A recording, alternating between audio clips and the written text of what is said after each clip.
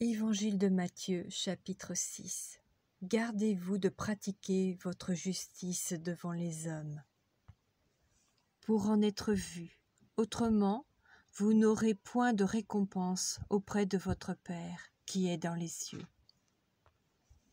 Lors donc que tu fais l'aumône, ne sonne pas de la trompette devant toi, comme font les hypocrites dans les synagogues et dans les rues, afin d'être glorifiés par les hommes.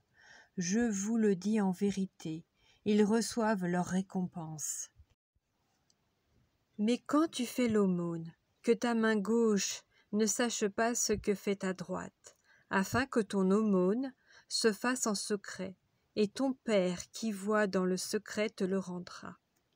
Lorsque vous priez, ne soyez pas comme les hypocrites, qui aiment à prier debout dans les synagogues et au coin des rues, pour être vus des hommes. Je vous le dis en vérité, ils reçoivent leur récompense. Mais quand tu pries, entre dans ta chambre, ferme ta porte, et prie ton Père qui est là dans le lieu secret. Et ton Père qui voit dans le secret te le rendra.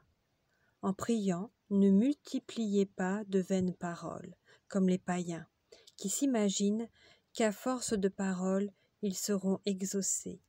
Ne leur ressemblez pas, car votre Père sait de quoi vous avez besoin, avant que vous le lui demandiez.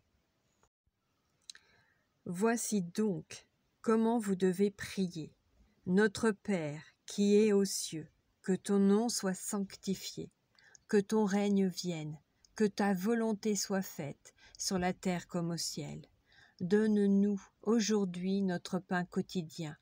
Pardonne-nous nos offenses, comme nous aussi nous pardonnons à ceux qui nous ont offensés.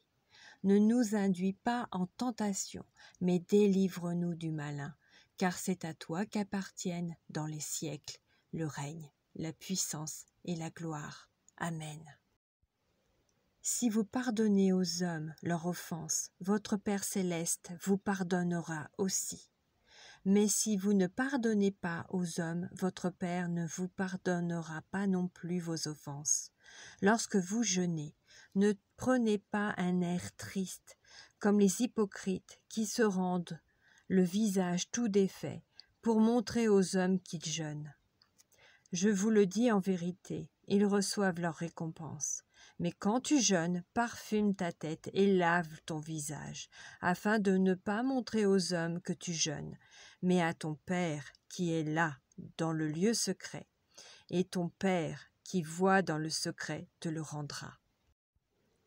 Ne vous amassez pas des trésors sur la terre, où la teigne et la rouille détruisent, et où les voleurs percent et dérobent, mais amassez-vous des trésors dans le ciel, où la teigne et la rouille ne détruisent point, et où les voleurs ne percent ni ne dérobent, car là où est ton trésor, là aussi sera ton cœur.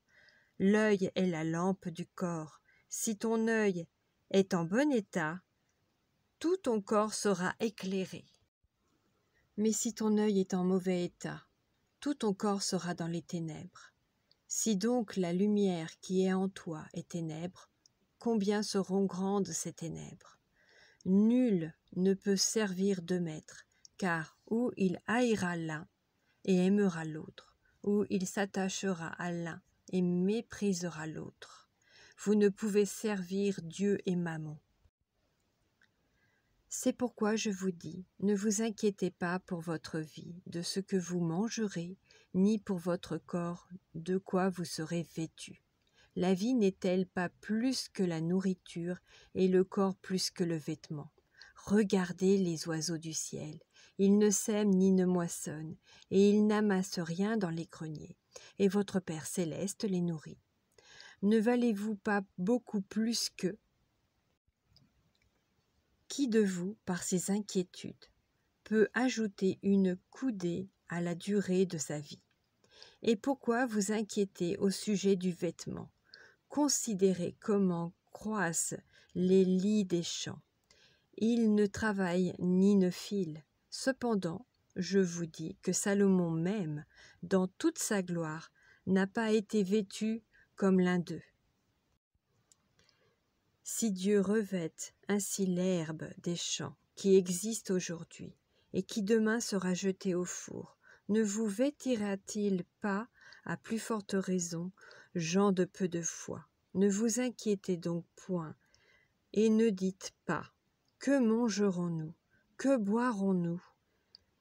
De quoi serons-nous vêtus? Car toutes ces choses, ce sont les païens qui les recherchent. Votre Père céleste sait que vous en avez besoin. Cherchez premièrement le royaume et la justice de Dieu, et toutes ces choses vous seront données par-dessus. Ne vous inquiétez donc pas du lendemain, car le lendemain aura soin de lui-même. À chaque jour suffit sa peine.